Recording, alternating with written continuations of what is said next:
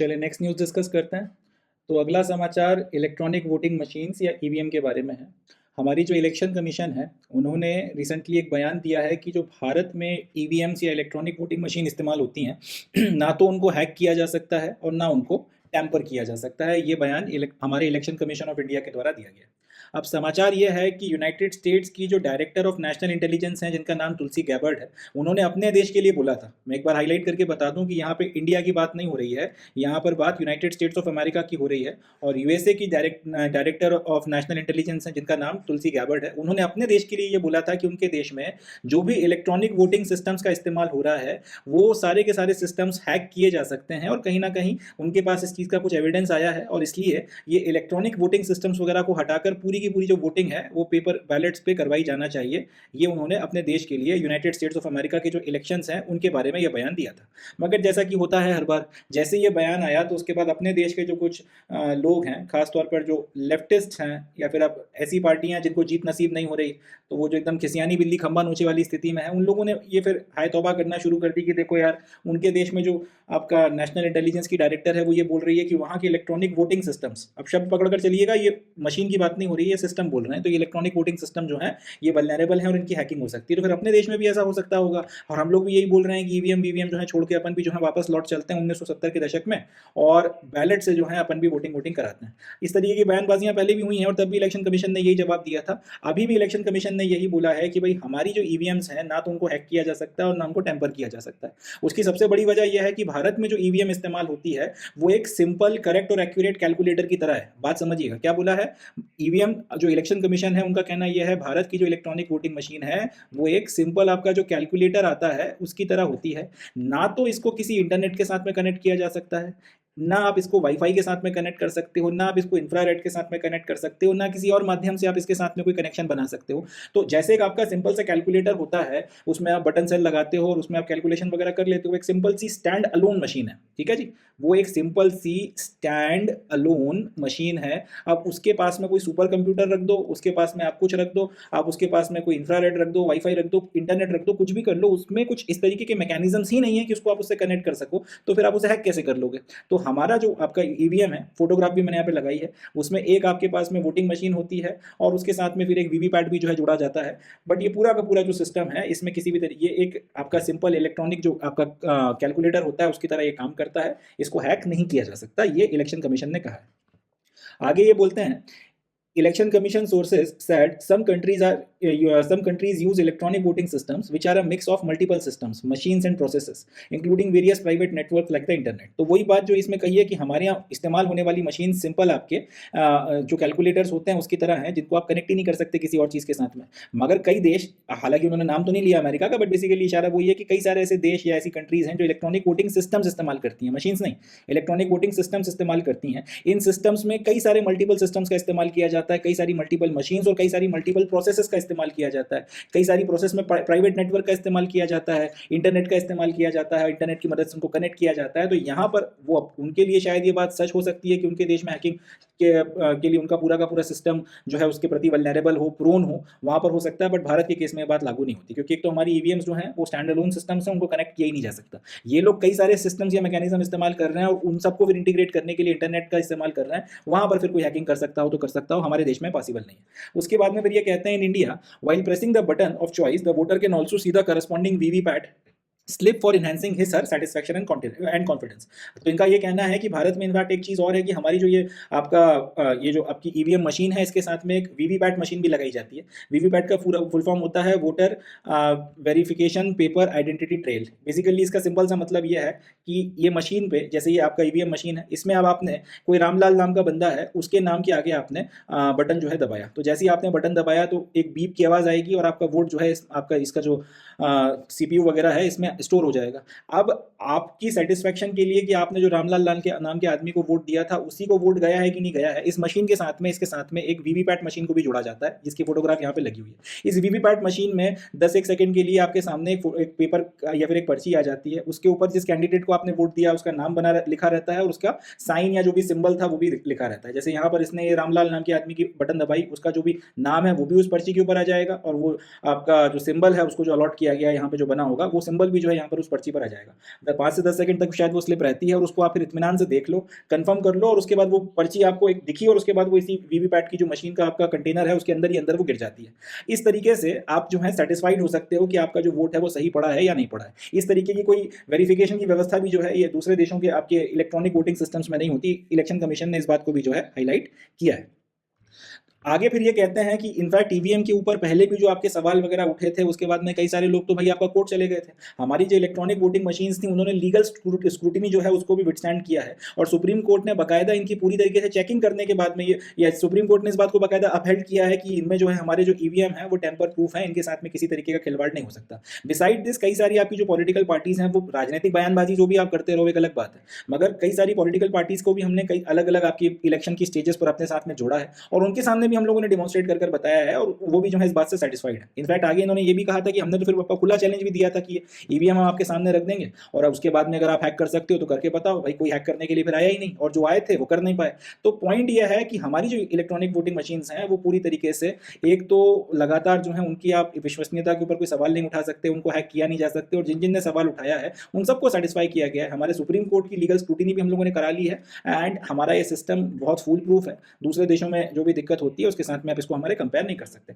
आगे फिर वही बात उन्होंने कही कि 5 करोड़ से ज्यादा जो है आपके वीवीपैट के जो पेपर ट्रेल्स हैं, जो वीवीपैट की स्लिप्स आपकी इकट्ठी होती चली जाती हैं वीवीपैट मशीन के अंदर, उनको बाकायदा वेरीफाई किया गया है, उनको मैच किया गया है कि जितने नंबर ऑफ वोट्स पड़े हैं अलग अलग कैंडिडेट्स को और उनके फिर जो वीवीपैट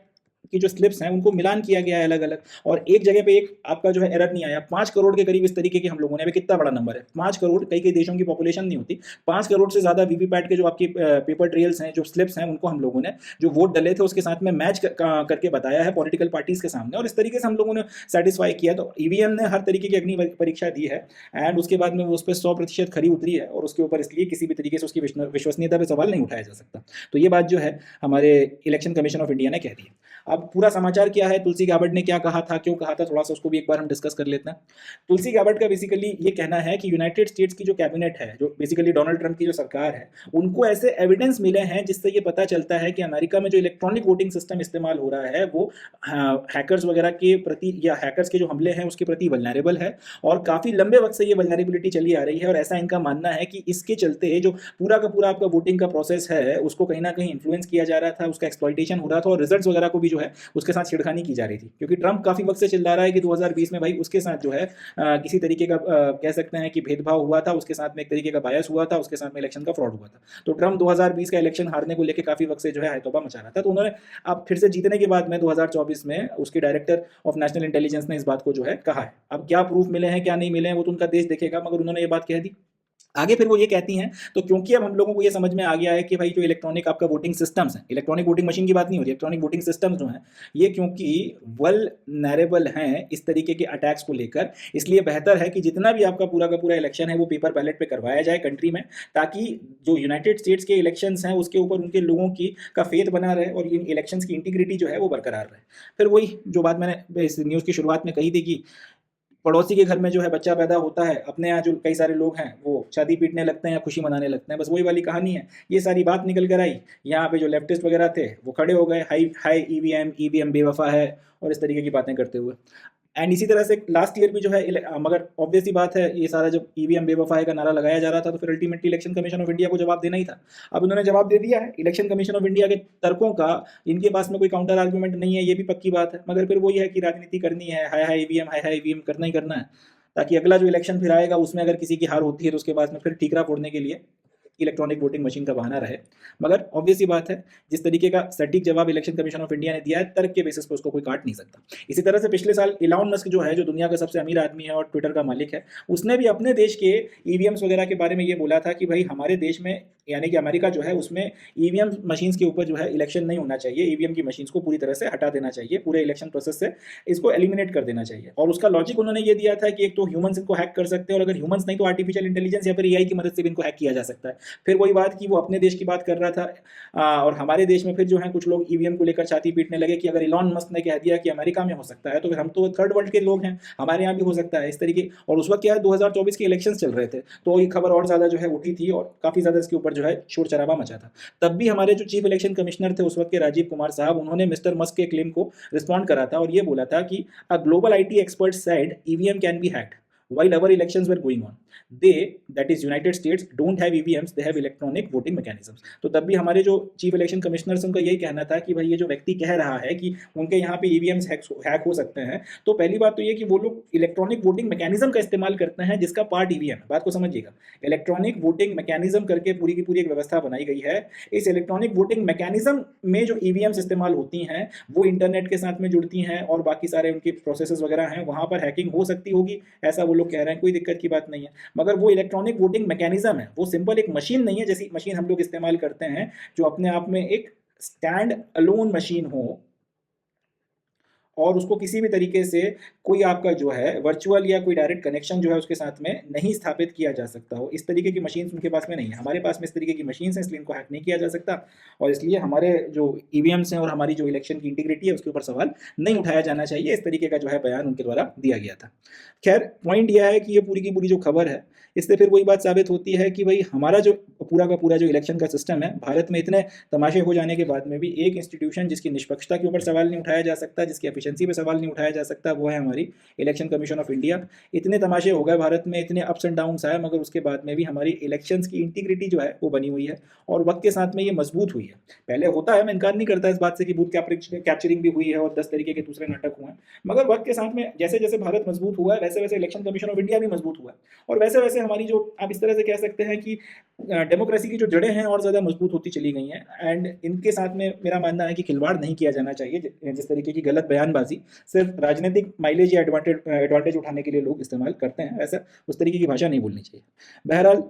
यहाँ से फिर वही बात निकल कर आती है, अगर ईवीएम के ऊपर सवाल पूछा जाए कि ईवीएम किस तरीके की मशीन्स हैं, तो अपने को याद रखना है स्टैंड अलोन मशीन्स हैं जिनको किसी भी तरीके से इंटरनेट से, वाईफाई से या इंफ्रारेड के साथ में कनेक्ट नहीं किया जा सकता। एक ईवीएम का जो पूरा आपका सिस्टम होता है उसमें क्या क्या चीज़ें हैं, एक तो आपके पास में ये वोटिंग मशीन होती है जिसके ऊपर आपके जितने भी कैंडिडेट्स हैं उनके नाम और उनके सिंबल लिखे रहते हैं, उनके सामने ये बटन्स बनी होती हैं और ये लाइट बनी होती है। जैसे ही आप किसी कैंडिडेट के नाम के आगे क्लिक करते हो तो वो बटन चलती है और बीप की आवाज़ आती है और आपका वोट जो है इसके सीपीयू में कैद हो जाता है या कनेक्ट हो जाता है, इसमें जो है रिकॉर्ड हो जाता है। इसी के साथ में फिर इसके साइड में एक वीवीपैट लगा होता है जिस पर आपका जो भी कैंडिडेट को आपने वोट दिया उसकी शक्ल, उसका सिंबल और बाकी जो भी उसकी इन्फॉर्मेशन है वो 5 से 10 सेकंड के लिए आपके सामने आती है। उसको आप देखकर अपना श्योर कर लो कि आपने जिसको वोट दिया है उसी का दिख रहा है कि नहीं दिख रहा पर्ची, और उसके बाद वो इसके अंदर गिर जाती है। बाद में अगर किसी को तकलीफ है, कोई दिल जला खड़ा हो जाता है कि सोनम गुप्ता बेवफा है, मेरा इलेक्शन जो है मुझसे छीना गया है, तो ऐसी कंडीशन में फिर वो जो वीवीपैट है उसके इलेक्शन में जितने इलाकों में वोटिंग हुई थी वहाँ के फिर वीवीपैट निकाले जाते हैं और उन सारे वीवीपैट्स में जितने वोट्स पड़े थे उनका मिलान किया जाता है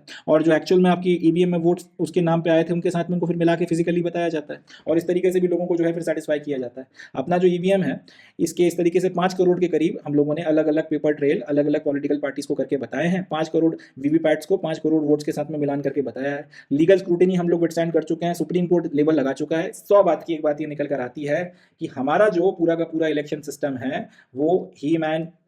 है और उस ही मैन को आप पोलियोग्रस्त मैन बताने की कोशिश कर पॉलिटिकल माइलेज उठाने के लिए जो गलत एक मैसेज भेज रहे हो वो आपने नहीं करना चाहिए। इससे कहीं ना कहीं देश की सबसे इंपॉर्टेंट या सबसे विश्वसनीय आप कह सकते हैं इंस्टीट्यूट की गरिमा को जो है ठेस पहुंचती है और इससे फायदा किसी को कुछ मिलता नहीं। बहरहाल that's it from this news. आगे बढ़ते हैं।